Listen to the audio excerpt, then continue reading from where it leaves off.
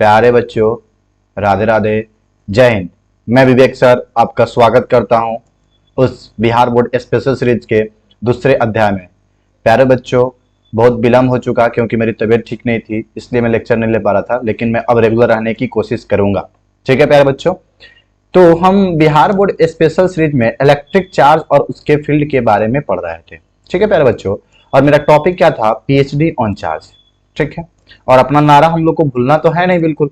अब की बार 70 पार, मतलब कि किसकी बारी है? 70 में 70 लाने की बारी है। तो प्यारे बच्चों चलिए चालू करते हैं।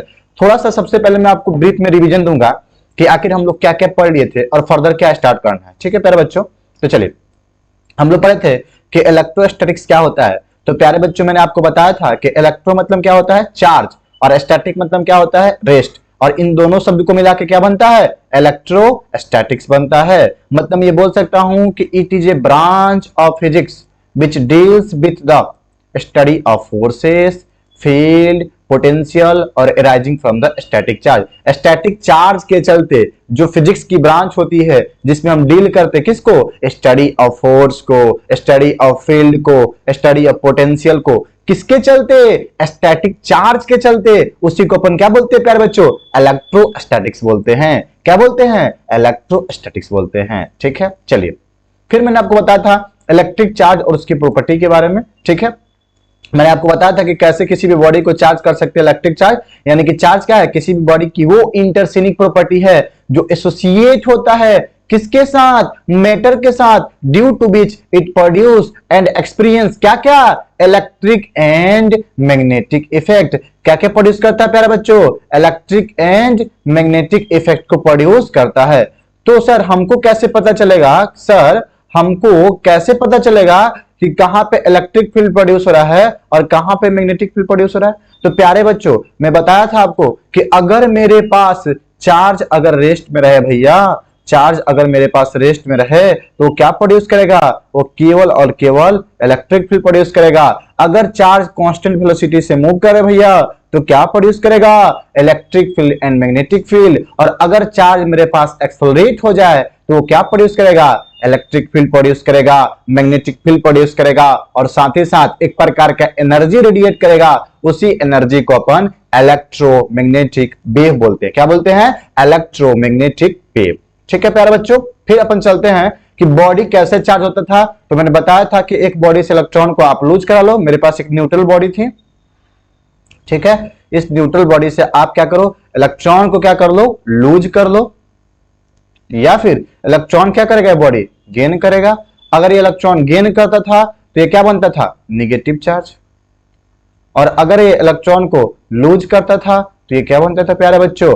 पॉजिटिव चार्ज बनता था सर। ठीक है, तो उस तरह से चार्ज मेरे पास कितने प्रकार के हैं? दो प्रकार का, पॉजिटिव चार्ज और निगेटिव चार्ज। प्यारे बच्चों आप जानते हैं पॉजिटिव चार्ज में क्या होता है? डिफिशियंसी होता है। किसका? इलेक्ट्रॉन का, एज कंपेयर टू प्रोटॉन। जबकि निगेटिव चार्ज में क्या होता है? निगेटिव चार्ज में इलेक्ट्रॉन की संख्या क्या होती है? ज्यादा होती है, और प्रोटॉन की संख्या क्या होती है प्यारे बच्चों? कम होती है। ठीक है, यूनिट ऑफ चार्ज की बात किए थे तो एसआई यूनिट कूलम कैसे आता? तो मैंने बताया था Q बराबर I इंटू टी। आई मतलब क्या हो जाएगा प्यारे बच्चों? एम्पियर हो जाएगा। टाइम मतलब क्या हो जाएगा? सेकेंड। तो एम्पियर इंटू सेकेंड का दूसरा नाम कूलम है सर। सीजीएस यूनिट मैंने क्या बताया था आपको? स्टैट कूलम, और स्टैट कूलम का दूसरा क्या बोलते हैं? ESU, electrostatics unit. और इसी को क्या बोलते हैं? चार्ज, और इसी को क्या बोलते हैं? फ्रैंकलिन। ठीक है प्यारे बच्चों, अनदर सीजीएस यूनिट क्या था उसका? EMU ऑफ द चार्ज था, जिसको हिंदी एक और नाम बोलते हैं absolute coulomb, ABC, absolute coulomb. Practical unit क्या था प्यारे बच्चों? फराडे था, और मैंने बताया था फराडे क्या होता है? It is the largest unit of charge. ये लार्जेस्ट यूनिट क्या है? चार्ज का लार्जेस्ट यूनिट क्या था? फराडे था। ठीक है, जिसका वैल्यू कितना होता था? 96,500 कूलम। तो प्यारे बच्चों मैंने यहाँ पर लिख दिया कि एक कूलम का वैल्यू कितना होता है? 3 × 10⁹ स्टैट कूलम होता है। इसी को अपन क्या बोलते हैं? ESU बोलते हैं। क्या बोलते हैं? ESU। और एक फराडे का वैल्यू कितना होता है? 96,500 कूलम। ठीक है प्यारे बच्चों, स्मॉलेस्ट यूनिट ऑफ चार्ज क्या होता है? फ्रैंकलिन, जो मैंने आपको पिछले क्लास में बता दिया था। और लार्जेस्ट यूनिट ऑफ चार्ज क्या होता है? फराडे होता है। क्या होता है? फराडे। सर डायमेंशन फॉर्मूला क्या होता है चार्ज का? मैंने बता दिया था क्या होता है प्यारे बच्चों? 80 होता है। कैसे निकाला था? तो Q बराबर I इंटू टी। आई का डायमेंशन ए, टाइम का डायमेंशन टी, तो क्यू का डायमेंशन कितना हो जाएगा प्यारे बच्चों, ए इंटू टी। तो what is the dimension formula of charge, A T, क्या हो जाएगा, ए टी। ठीक है प्यारे बच्चों, फिर मैंने चार्ज के स्पेसिफिक प्रॉपर्टी के बारे में बात की थी। तो पहले मैंने बताया था कि चार्ज कैसा होता है, स्केलर क्वांटिटी होता है, मतलब इसके पास किसी भी प्रकार की कोई डायरेक्शन नहीं होती है सर। तो डायरेक्शन नहीं होती है तो किससे बस इसको, केवल और केवल मैग्नीट्यूड से। किससे बस इसको, केवल और केवल मैग्नीट्यूड से। सर तो आपने ये भी बताया था कि चार्ज दो प्रकार का होता है, पॉजिटिव पॉजिटिव क्या करेगा सर, रिपेल मारेगा, पॉजिटिव पॉजिटिव रिपेल मारेगा, और निगेटिव पॉजिटिव सर अट्रैक्ट मारेगा, निगेटिव पॉजिटिव अट्रैक्ट मारेगा। तो आप गौर से देखिए, यहाँ पे एक पॉजिटिव बॉल है, यहाँ पे एक पॉजिटिव बॉल है, दोनों एक दूसरे को क्या मार रहा है, रिपेल। तो देखो ये इससे दूर जा रहा है और ये इससे दूर जा रहा है। यहाँ पे देखो ये भी निगेटिव बॉल है और ये भी निगेटिव बॉल है, ये इससे क्या जा रहा है, दूर जा रहा है प्यारे बच्चों, ये किससे क्या जा रहा है, दूर जा रहा है। अब लेकिन देखो यहाँ पे एक है पॉजिटिव और दूसरा है निगेटिव। सर अपोजिट नेचर के चार्ज, मतलब एक प्लस का और दूसरा माइनस का, तो प्लस और माइनस अट्रैक्ट मारेगा, क्या मारेगा,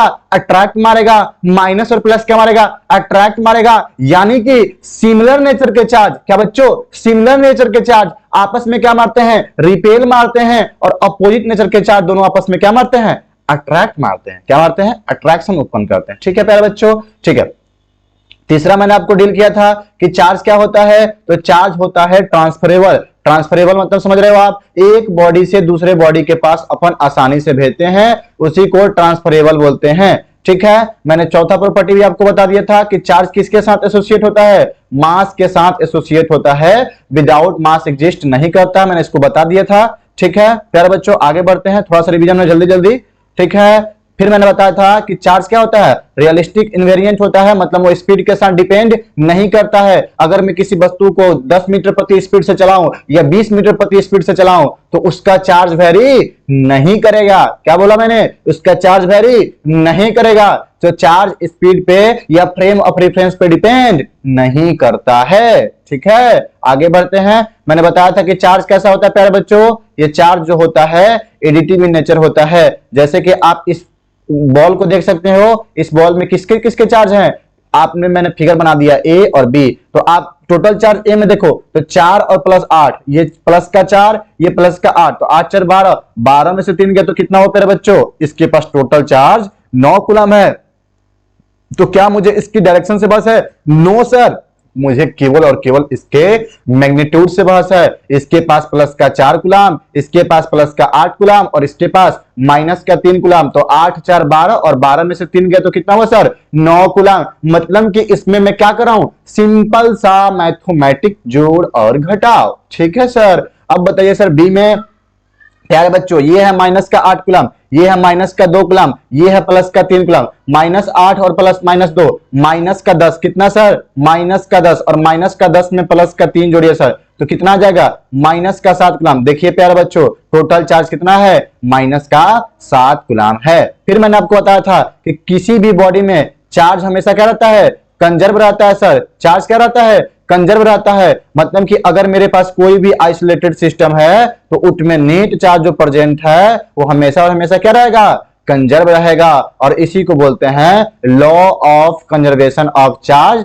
charge can neither be created nor be destroyed in any chemical reaction। ठीक है, फिर मैंने आपको बताया था कि what is quantization of charge. तो प्यारे बच्चों चलिए आइए समझते हैं क्वांटाइजेशन का मतलब क्या होता है। सबसे पहले अगर मैं बात करता हूं आपको क्वांटाइजेशन का, तो देखिए क्वांटाइजेशन का मतलब होता है कि अगर मैं किसी भी, क्या बोला मैंने, अगर मैं बोलूं कि आप बताओ कि भारत में सबसे छोटा मुद्रा का इकाई क्या है, तो आपका जवाब जाएगा सर 1 रुपया। क्या जाएगा आपका जवाब, 1 रुपया, क्योंकि 50 रुपया 50 पैसा चलना बंद हो गया है। तो सर भारत का अगर मुद्रा 1 रुपया है तो मान लीजिए कि मेरे दोस्त मयंक के पास 50 रुपया है सर। कितना है, 50 रुपया है। तो बताओ ना 1 रुपया का कितना गुना है। तो प्यारे बच्चों आप बोलोगे सर 1 रुपया का 50 गुना है। मैंने मेरे पास वो छोटी से छोटी वैल्यू क्या थी, 1 रुपया थी। क्या थी, 1 रुपया थी। और 1 रुपया का कितना गुना मयंक के पास है, 50 रुपया। मतलब कि वो मिनिमम से मिनिमम वैल्यू जिसके इंटीग्रल मल्टीपल में, वो मिनिमम से मिनिमम वैल्यू जिसके इंटीग्रल मल्टीपल में कोई भी क्वांटिटी प्रेजेंट होती है, उस क्वांटिटी को बोलते हैं क्वांटा। क्या बोलते हैं प्यारे बच्चों, फिर से गौर करिए, क्वांटा। क्वांटा मतलब सर वो मिनिमम पॉसिबल वैल्यू जिसके इंटीग्रल मल्टीपल में और चीज पॉसिबल हो। जैसे कि सर मैं प्यारे बच्चों एक एग्जांपल लेता हूं। देखिए मेरे पास ये एटम है, ठीक है। इस एटम के पास क्या होगा, प्रोटॉन भी होगा और न्यूट्रॉन भी होगा।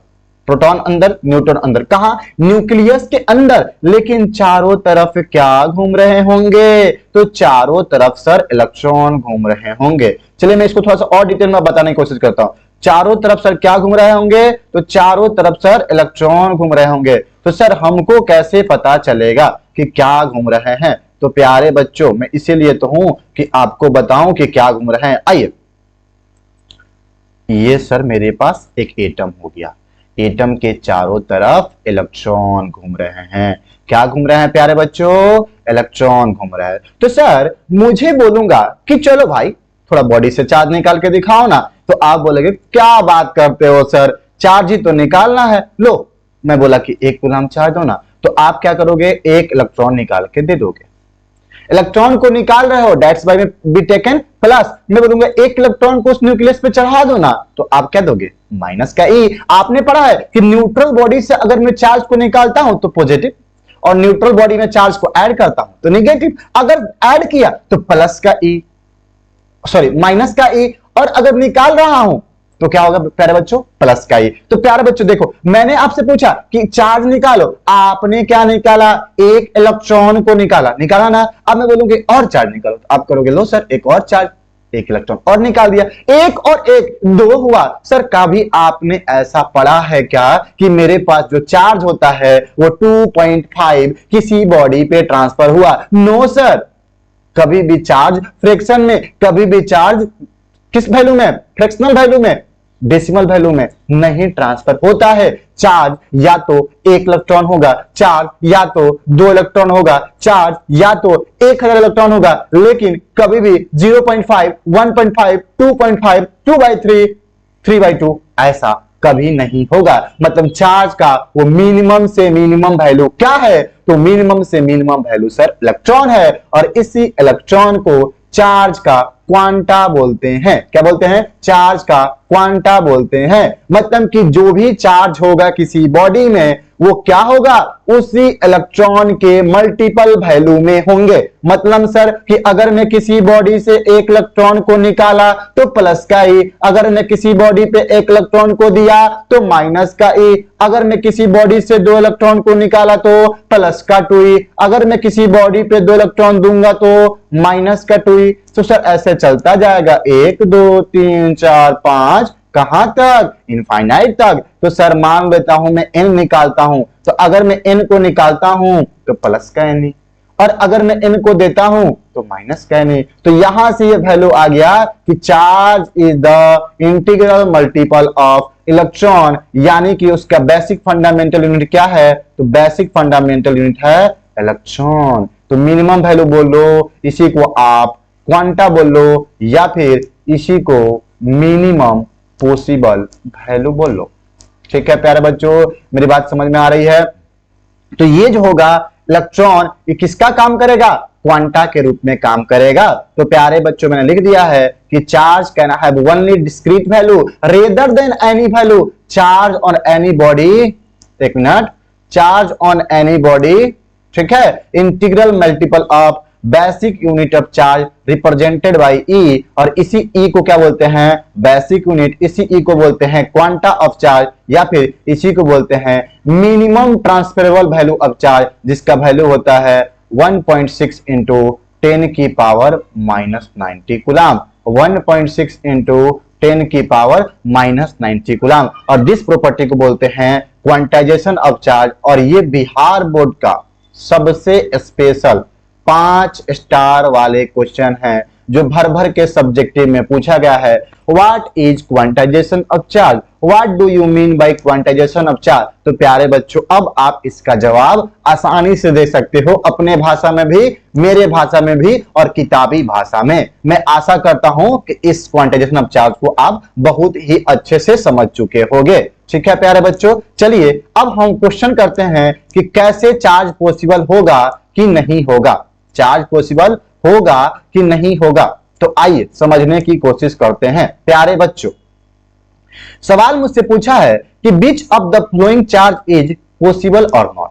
यहां पे देखिए मेरे पास वैल्यू है 3.2 इंटू 10 की पावर -20 कूलम और यहां पे है 48 इंटू 10 की पावर -90 कूलम। अब मुझे पता करना है कि चार्ज पॉसिबल होगा कि नहीं। तो सर जरा मुझे बताओ ना, आपने अभी तो फॉर्मूला पढ़ा है सर, Q बराबर एन, सर Q बराबर एन। तो यहां से सर N बराबर क्या हो जाएगा, Q बाई E हो जाएगा। सर एक बात बताओ, N मतलब सर इंटीजर वैल्यू, इंटीजर मतलब +-1 +-2 +-3 +-4 कहां तक सर, इनफाइनाइट तक। तो अगर n का वैल्यू इंटीजर हो यानी कि वो चार्ज पॉसिबल होगा, अदरवाइज चार्ज पॉसिबल नहीं होगा सर। यानी कि वो फ्रैक्शन में आएगा तो पॉसिबल होगा, नो सर। क्या वो डेसिमल में आएगा तो पॉसिबल होगा, नो सर। तो किसमें पॉसिबल होगा, जब n का वैल्यू, जब n का वैल्यू किसमें होगा, तो n का वैल्यू होगा सर इंटीजर में। तो ये चेक करते हैं। तो q का वैल्यू क्या इतना दिया है प्यारे बच्चों, q का वैल्यू दिया है सर 3.2 इंटू 10 की पावर -20। ओके, E का वैल्यू आपको पता है सर 1.6 इंटू 10 की पावर -90। ये कट गया सर, हनु हनु कट देवांगे तो 16 दूनी 32। तो बचा कितना सर 2 इंटू 10 की पावर -20 प्लस का 90। तो सर 2 इंटू 10 की पावर -1। सर ये तो 0.2 आ गया सर। क्या ये पॉसिबल होगा, नो सर। क्या ये पॉसिबल होगा, नो सर। क्यों, क्योंकि ये जो वैल्यू आया है ये किस में आया है, फ्रैक्शन में आया है सर। किस में आया है, फ्रैक्शन में आया है। That's why this charge is not possible. तो अगर आपके बिहार बोर्ड ऑब्जेक्टिव में पूछ दे कि कौन कौन से चार्ज पॉसिबल है नेचर में, जैसे मैं पूछता हूं which of the following is charge possible in nature, जैसे मैं आपसे पूछा ए 1.6, बी 2.3, सी 3 कूलम और डी 4.5 कूलम। कौन से पॉसिबल है sir, 1.6 no sir, 2.3 no sir, 4.5 no sir, 3 yes sir. क्योंकि चार्ज हमेशा किसमें लाई करेगा, इंटीजर नंबर में, इंटीजर नंबर में। तो आप समझ गए कि किस प्रकार से चार्ज को अपन निकालते हैं कि वो पॉसिबल है कि नहीं। तो आप क्या करेंगे, n बराबर Q बाई E। Q का वैल्यू आपको सवाल में दिया रहेगा, E का वैल्यू आप जानते हैं 1.6 इंटू 10 की पावर -90 कूलम। इसी को बोलते हैं चार्ज ऑन इलेक्ट्रॉन। क्या बोलते हैं, चार्ज ऑन इलेक्ट्रॉन। ठीक है प्यारे बच्चों, तो यहां से आप दूसरे क्वेश्चन को आप ट्राई करोगे खुद से कि क्या ये चार्ज पॉसिबल है या नहीं है। ये आपके लिए मैं दे रहा हूं होमवर्क। ठीक है प्यारे बच्चों, आइए दूसरे सवाल का पोस्टमार्टम करते हैं प्यारे बच्चों। दूसरा सवाल क्या बोला है सर, बोल रहा है कि हाउ मेनी इलेक्ट्रॉन, क्या बोला है, how many electron must be remove from a body to make it electrify by 3.2 coulomb charge. Sir क्या मजाक है, Q बराबर N सर, तो N बराबर sir Q by E। Sir Q का वैल्यू आपको सवाल में दिया है 3.2, E का वैल्यू सर 1.6 इंटू 10 की पावर -90। सर 16 दूनी 32, तो ये हो गया सर 2 इंटू 10 की पावर 90 कूलम। यानी कि अगर किसी बॉडी में 3.2 कूलम का चार्ज होगा तो उसके पास कितने नंबर ऑफ इलेक्ट्रॉन रहेंगे, तो 2 इंटू 10 की पावर 90 इलेक्ट्रॉन रहेंगे जब किसी बॉडी से हम 3.2 कूलम का चार्ज निकालेंगे। ठीक है प्यारे बच्चों, चलिए सर अगले टॉपिक की तरफ बढ़ते हैं और अगला टॉपिक का नाम है कंडक्टर एंड इंसुलेटर। बचपन से पढ़ते आ रहे हैं 10th क्लास से। व्हाट इज कंडक्टर, तो सर वैसा बॉडी जो इलेक्ट्रिसिटी को पास करा दे, कंडक्टर। जैसे हम मानव जाति के लोग, अगर मेरे शरीर में 440 वोल्ट की करंट दौड़ा दे, अरे गाना सुने हो, लगे 440 वोल्ट छूने से तेरे ऐसा नहीं है बच्चों तो हम ह्यूमन हैं, अगर ह्यूमन को थोड़ा सा करंट दे दिया जाए तो वो छटपटा जाता है। क्यों? क्योंकि वो कंडक्टर है, और कंडक्टर बॉडी हमारा शरीर किससे बना है? कंपोजिशन है इसमें वाटर का है, मिनरल का है, फैट का है, बोन है, कैल्शियम फॉस्फेट है। तो ये सारा का सारा मिला के क्या बनाता है? हमको कंडक्टर मिलता है। अगर हम किसी भी तार को छुएंगे तो बच्चों क्या हो जाएंगे? अगर नेक्ड वायर को छुएंगे तो स्वाहा। तो मतलब क्या होगा कि वैसा बॉडी जिससे इलेक्ट्रिसिटी आसानी से पास कर जाए sir, that is conductor sir. क्या?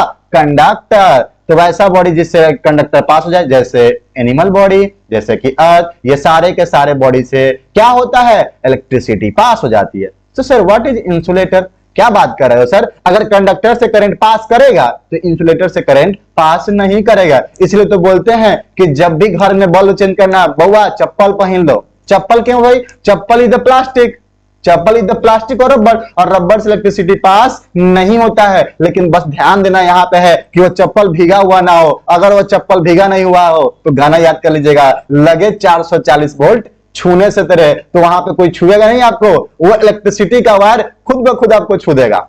ठीक है, और आप तड़मड़ा जाइएगा। इसका मतलब कि इंसुलेटर वो बॉडी होता है जिसको पास कराने पर इलेक्ट्रिसिटी पास नहीं होता है। तो ये है अपना कंडक्टर एंड इंसुलेटर, छोटा सा टॉपिक। चलिए प्यारे बच्चों, अब जो इंपॉर्टेंट है ये कुलाम्स लॉ, इसको थोड़ा सा पोस्टमार्टम करते हैं प्यार से। आइए समझते हैं what is sir Coulomb's law. देखिए एक वैज्ञानिक थे कुलाम्स, ठीक है, और कुलाम्स का ये कहना था, जैसे कि न्यूटन भाई को तो आप जानते हैं, अगर वो ना होते फिजिक्स में, तो समझ रहे हैं ना आप, अगर वो ना रहते फिजिक्स में तो हम क्यों खड़े होते हैं? अरे उन्हीं के उपलक्ष्य में तो हम है भाई, क्योंकि न्यूटन अगर ना होते तो इतने सारे चीज डिस्कवर नहीं होते, और इतने सारे चीज डिस्कवर नहीं होते, इतना पढ़ना ही नहीं पड़ता है ना। तो ठीक है, कुलाम्स के देखा देखी, सॉरी न्यूटन के देखा देखी कुलाम्स भी। न्यूटन का कहना था कि भाई मेरे पास एक मास ये है, एक मास ये है, दोनों का बीच का सेपरेशन कितना है? आर है। तो ये इस पे फोर्स लगा रहा है, ये इस पे फोर्स लगा रहा है, जैसे धरती मुझ पे फोर्स लगा रही है तो मैं भी धरती पर फोर्स लगा रहा हूं, और इसी फोर्स को उन्होंने बोल दिया था ग्रेविटेशनल फोर्स। तो कुलाम्स बोले अरे यार हम कैसे पीछे रहेंगे भाई, हम नहीं पीछे रहेंगे, हम ऑब्जर्व करेंगे। तो उन्होंने क्या बोला कि मेरे पास एक चार्ज है जिसका नाम है Q1। क्या नाम है? Q1। और एक चार्ज है मेरे पास जिसका नाम क्या है? Q2। और मान लेते हैं कि दोनों का बीच का सेपरेशन क्या है? R है। तो प्यारे बच्चों, तो उन्होंने कुलाम्स बोला कि ये पॉजिटिव चार्ज जितना फोर्स इस निगेटिव पे लगा रहा है, वही निगेटिव चार्ज इस पॉजिटिव पे लगा रहा है। नहीं समझे सर? सर जो इस पे इतना फोर्स लगा रहा है वही चार्ज इस पे लगा रहा है ना, तो क्या दिक्कत है? एक्शन रिएक्शन पेयर तो हो ही रहा है सर। अरे equal in opposite forces acted on a body, that is Newton third law.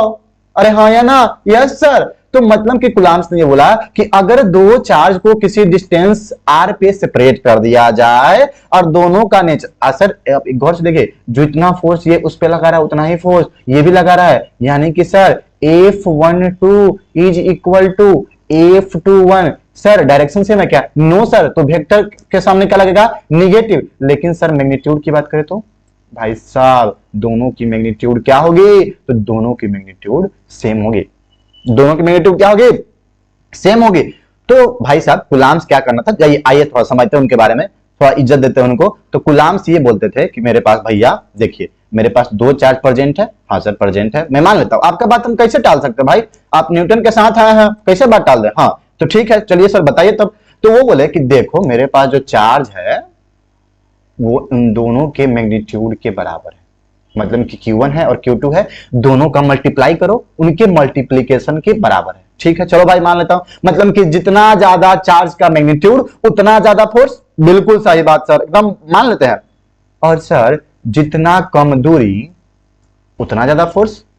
अगर कोई चीज पास पास रहेगा, अगर कोई चीज पास पास रहेगा तो फोर्स कम कम लगेंगे। ऐसा नहीं है जैसे कि अगर मैं डिस्टेंस को बढ़ाते जाऊंगा तो फोर्स कम होते जाएगा, अगर मैं दोनों की डिस्टेंस को पास पास लेके आऊंगा तो ये उतना फोर्स लगाएगा, ये इस पे फोर्स लगाएगा। तो उन्होंने बोला कि F is directly proportional to magnitude of Q1 and Q2 और F is inversely proportional to 1/r²। मतलब कि अगर मैं दोनों को कंबाइन कर दूं तो प्यारे बच्चों F बराबर डायरेक्टली प्रोपोर्शनल टू Q1/Q2 का होल स्क्वायर। सर आप एक चीज बताओ, जब जब भी प्रोपोर्शनल आता है 9 से हम करते हैं, जैसे इसको कोई वैल्यू नहीं देते हैं, जैसे प्रोपोर्शनल आया चलो बच्चों इंट्रोड्यूस द प्रोपोर्शनल कांस्टेंट के, तो यहां भी इंट्रोड्यूस करना ही पड़ेगा ना सर। तो क्या हो गया सर, एफ बराबर के Q1 Q2 upon are square. Sir एक बात बताओ ना सर, ये के क्या है? तो प्यारे बच्चों दिस के इज डोनेटेड एज, कूलाम्स के नाम पर नाम दिया था तो इसीलिए इसको कूलाम्बिक कांस्टेंट बोलते हैं। क्या बोलते हैं प्यारे बच्चों? कूलाम्बिक कांस्टेंट बोलते हैं। सर कुछ इसका वैल्यू भी होता है? हाँ बिल्कुल वैल्यू होता है ना बाबू, के का वैल्यू होता है 9 इंटू 10 की पावर 9 न्यूटन मीटर स्क्वायर पर कूलाम स्क्वायर। सर और कुछ वैल्यू होता है? हाँ बाबू होता है ना, के बराबर 1/4 पाई एप्सिलॉन, के बराबर 1/4 पाई एप्सिलॉन। तो देखिए न्यूटन जी के उपलक्ष्य में आए कूलाम्स, तो उन्होंने क्या बोला कि the electrostatic force of attraction between 2 point charge is directly proportional to the product of magnitude of charge and inversely proportional to the square of the distance between them. ठीक है प्यारे बच्चों, तो यहां से मैं कंक्लूड करता हूं, थोड़ा सा एक अगला पेज को मैं इंसर्ट करके आपको समझाता हूं इसको डिटेल में, इसको सारा चीज को याद रखिएगा आप। देखिए मैं समरी बना रहा हूं यहां पे कूलाम्स लॉ का। ठीक है समरी, तो इलेक्ट्रोस्टैटिक फोर्स को मैं एफ से डिनोट कर रहा हूं, कंफ्यूज ना होइएगा। तो यहां से मैं बोल सकता हूं एफ बराबर Q1 Q2 upon are square, जहां के को मैं क्या बोला, के का वैल्यू हो गया 1/4 पाई एप्सिलॉन और इसी का वैल्यू होता है 9 इंटू 10 की पावर 9 न्यूटन मीटर स्क्वायर पर कूलाम स्क्वायर। ठीक है सर। सर यहाँ पे एक चीज और आ रहा है सर, एप्सिलॉन का मतलब क्या होता है? तो प्यारे बच्चों एप्सिलॉन का मतलब होता है रिलेटिव परमिटिविटी, रिलेटिव परमिटिविटी। ठीक है परमिटिविटी बोलते हैं इसको सर, इसी को बोलते हैं। तो सर ये एप्सिलॉन परमिटिविटी कहां करता है? तो सर जब चार्ज को हम एयर के प्रेजेंस में रखें या फिर चार्ज को हम वैक्यूम में रखें तब हम एप्सिलॉन की काम करते हैं। सर तो मान लीजिए ना कि अगर मैं चार्ज को किसी मीडियम में डिप कर दूं तो कैसे आएगा? तो प्यारे बच्चों घबराने की जरूरत नहीं है, तब हम एक टर्म को इंट्रोड्यूस करेंगे जिसको बोलते हैं डाई इलेक्ट्रिक कांस्टेंट या फिर रिलेटिव, सॉरी प्यारे बच्चों यहां पे ये रिलेटिव नहीं होगा, आई करेक्ट माय वर्ड। ठीक है एक मिनट, इसको रिलेटिव करके आप एब्सोल्यूट कर लो, है ना, इसको एब्सोल्यूट बोला जाता है, सॉरी फॉर दैट करेक्शन है यहाँ पर, इसको आप एब्सोल्यूट कर लो। एप्सिलॉन को बोलते हैं एब्सोल्यूट परमिटिविटी, सॉरी, और ईआर को बोलते हैं रिलेटिव परमिटिविटी। तो सर अगर किसी मीडियम में डालूंगा तो epsilon medium, relative permittivity of medium. ठीक है तो सर रिलेशन होता है कुछ इनके बीच में? बिल्कुल होता है प्यारे बच्चों। अब देखिए किसी भी मीडियम में अगर मैं जाऊंगा, किसी भी मीडियम में अगर जाऊंगा तो मैं क्या लिखूंगा उसको, एप्सिलॉन आर बराबर एप्सिलॉन एप्सिलॉन और एप्सिलॉन, और ये क्या हो गया किसी भी मीडियम का हो गया। तो यहां से मैं बोलूंगा कि एप्सिलॉन मीडियम बराबर एप्सिलॉन आर इंटू एप्सिलॉन, मतलब किसी भी मीडियम का क्या हो जाएगा, रिलेटिव का क्या हो जाएगा, एप्सिलॉन मीडियम का क्या हो जाएगा, तो उस मीडियम का परमिटिविटी, और एप्सिलॉन जहां एप्सिलॉन आर को मैंने क्या बोला रिलेटिव परमिटिविटी, और कहीं पे इसको क्या बोलते हैं, इसको छोटू कैसे दिखाते हैं, और इस छोटू का कांस्टेंट का क्या नाम होता है, डाई इलेक्ट्रिक कांस्टेंट। क्या होता है प्यारे बच्चों, डाई इलेक्ट्रिक कांस्टेंट। सर मेरे पास बहुत सारे मटेरियल होते हैं, तो बहुत सारे मटेरियल होते हैं तो सबके डाई इलेक्ट्रिक कांस्टेंट भी अलग अलग होंगे। यस सर, तो आओ मैं बता देता हूं कि किसकी किसकी डाइलेक्ट्रिक कांस्टेंट क्या है और क्या क्या होती है। तो आइए समझ लेते हैं, लिख लीजिए यहाँ पे लिस्ट ऑफ डाइलेक्ट्रिक कांस्टेंट, 3-4 होते हैं। पहला एयर का, तो एयर का डाइलेक्ट्रिक कांस्टेंट होता है 1.033। अगर मैं बोलूं वैक्यूम का, स्पेलिंग देख लीजिएगा, तो वैक्यूम का हो जाएगा सर 1 के बराबर। अगर मैं आपसे बोलूं कि सर वाटर का बताओ, जो बिहार बोर्ड में पूछा गया कि वाटर का रिलेटिव परमिटिविटी क्या होता है, तो प्यारे बच्चों कहीं कहीं पे 80 और कहीं कहीं पे इसको 81 से लिखते हैं। सर अब बताओ मुझे किसका, वाटर का हो गया। अब आप मुझे बता दो इंसुलेटर का, तो इंसुलेटर का क्या होता है, इनफाइनाइट होता है। इंसुलेटर मत लिखो, यहाँ पे कंडक्टर लिख लो आप, ज़्यादा बढ़िया रहेगा। इंसुलेटर की जगह पर आप इसको कंडक्टर कर लो। तो कंडक्टर का अगर डाइलेक्ट्रिक कांस्टेंट बोलूंगा तो कितना हो जाएगा, infinite. This is the value of dielectric constant, और इसी का दूसरा नाम क्या होता है, रिलेटिव परमिटिविटी। तो प्यारे बच्चों आप समझ गए। मैं फिर से आपको एक्सप्लेन थोड़ा कर देता हूं कि ये मेरे पास इलेक्ट्रोस्टैटिक्स फोर्स क्या आता था, तो F बराबर K Q1 Q2 upon R square, जहां K क्या होता है प्यारे बच्चों 1/4 पाई एप्सिलॉन नॉट, जिसका वैल्यू कितना होता है 9 × 10 की पावर 9। यूनिट का क्या आ गया, न्यूटन इंटू मीटर स्क्वायर पर कूलम स्क्वायर। एप्सिलॉन का वैल्यू, एप्सिलॉन को क्या बोलते हैं, एब्सोल्यूट परमिटिविटी। एप्सिलॉन आर को क्या बोलते हैं, रिलेटिव परमिटिविटी। और एप्सिलॉन मीडियम को क्या बोलते हैं कि जिस मीडियम में रह रहा है उसकी परमिटिविटी। ठीक है, तो यहां से मैं रिलेशन लेके आया हूं, एप्सिलॉन मीडियम बराबर एप्सिलॉन आर इंटू एप्सिलॉन। ये भी बिहार बोर्ड में पूछा गया बहुत भर भर के कि एप्सिलॉन मीडियम का फॉर्मूला क्या होता है। ठीक है, फिर हमें पढ़े कि किस किस मीडियम का डाइलेक्ट्रिक कांस्टेंट क्या क्या होता है। अब हम बात करते हैं डायमेंशन की।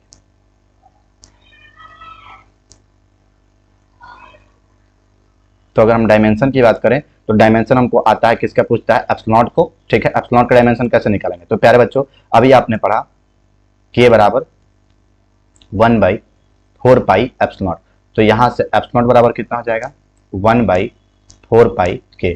प्यारे बच्चों 1/4 K को अपन क्या बोलते हैं, कांस्टेंट नंबर, और कांस्टेंट नंबर का किसी भी प्रकार का कोई डायमेंशन नहीं होता है। तो मैं यहां से बोल सकता हूं कि एप्सिलॉन बराबर क्या हो जाएगा 1/K हो जाएगा। अभी आपने K का यूनिट पढ़ा, क्या पढ़ा यूनिट, तो सर K का यूनिट होता है न्यूटन मीटर स्क्वायर और कूलम्ब स्क्वायर। तो अगर मैं बोलूं कि अगर एप्सिलॉन का यूनिट बताओ तो एप्सिलॉन का यूनिट ठीक उल्टा हो जाता है, कूलम्ब स्क्वायर पर न्यूटन इंटू मीटर स्क्वायर। तो सर कैसे निकालोगे, आओ निकाल के दिखा देता हूं मैं। तो यहां से मैं एप्सिलॉन को क्या बोल सकता हूं, coulomb square by newton into metre square. Sir coulomb का डायमेंशन क्या होता है, अभी आपको पढ़ा क्या था मैं, चार्ज का क्या होता है Q बराबर 80, इसका क्या कर लो आप होल स्क्वायर। फोर्स का डायमेंशन क्या होता है सर ML_T-2। सर मीटर के लिए क्या हो जाएगा लेंथ, तो ये हो जाएगा लेंथ का स्क्वायर बाबू, ये हो जाएगा प्यारे बच्चों A² T² अपॉन ML⁻³ और T⁻²। तो सर ये ऊपर जाएगा तो कितना हो जाएगा, तो ये ऊपर जाएगा तो हो जाएगा M⁻⁻1 L⁻⁻3 T⁻4 और A⁻2। This is the dimension of absolute permittivity. ये डायमेंशन किसका है, एब्सोल्यूट परमिटिविटी का है। ये बिहार बोर्ड में भर भर के पूछा गया है कि what is the unit of absolute permittivity और what is the dimension of dielectric constant या फिर एब्सोल्यूट परमिटिविटी। तो प्यारे बच्चों आज का क्लास में मैंने आपने पढ़ाया कि आखिर कूलम्ब्स लॉ क्या होता है, कूलम्ब्स लॉ में K क्या होता है। ठीक है, K को हम कैसे यूज करते हैं, वो जो एप्सिलॉन था वो एब्सोल्यूट था, तो एब्सोल्यूट को 3 भागों में बांटते हैं, रिलेटिव, एब्सोल्यूट और किसी भी मीडियम में। तो किसी भी मीडियम को लिखने के लिए अपन क्या करेंगे, तो एप्सिलॉन R बराबर एप्सिलॉन मीडियम बाई एप्सिलॉन। तो एप्सिलॉन मीडियम बराबर क्या हो जाएगा, एप्सिलॉन इंटू एप्सिलॉन R, और उसी एप्सिलॉन R को क्या बोलेंगे, उसी को बोलते हैं डाइइलेक्ट्रिक कांस्टेंट। क्या बोलते हैं प्यारे बच्चों, डाइइलेक्ट्रिक कांस्टेंट। और डाइइलेक्ट्रिक कांस्टेंट का अलग अलग मीडियम में अलग अलग वैल्यू होता है। जैसे मेरे पास एयर की बात करूं तो 1.033, वैक्यूम की बात करूं तो 1, अगर वाटर की बात करूं तो कहीं पे 80 और कहीं पे 81, कंडक्टर का हो जाएगा इनफाइनाइट। और एप्सिलॉन का डायमेंशन क्या हो जाएगा M⁻⁻1 L⁻⁻3 T⁻4 और A⁻2। यूनिट की बात करूं तो coulomb square upon newton into metre square. ठीक है प्यारे बच्चों, तो आज की जर्नी को मैं यहीं समाप्त करना चाहूंगा। ठीक है प्यारे बच्चों, कल फिर मिलते हैं अपन एक नए सेशन में। आज के लिए इतना ही, जय हिंद, राधे राधे। प्यारे बच्चों आपको कैसा लग रहा है कंसेप्ट समझाने का और इसमें क्या सुधार किया जा सकता है, अपना फीडबैक जरूर दें। ठीक है, और क्लास में मैं रेगुलर रहने की कोशिश करूंगा। थोड़ी मेरी तबीयत खराब हो जाने की वजह से थोड़ी सी लेक्चर आपके मिसिंग हो गई, लेकिन आगे वर्ष में प्रयास करूंगा कि लेक्चर आपका मिस ना हो। तब तक के लिए जय हिंद, राधे राधे।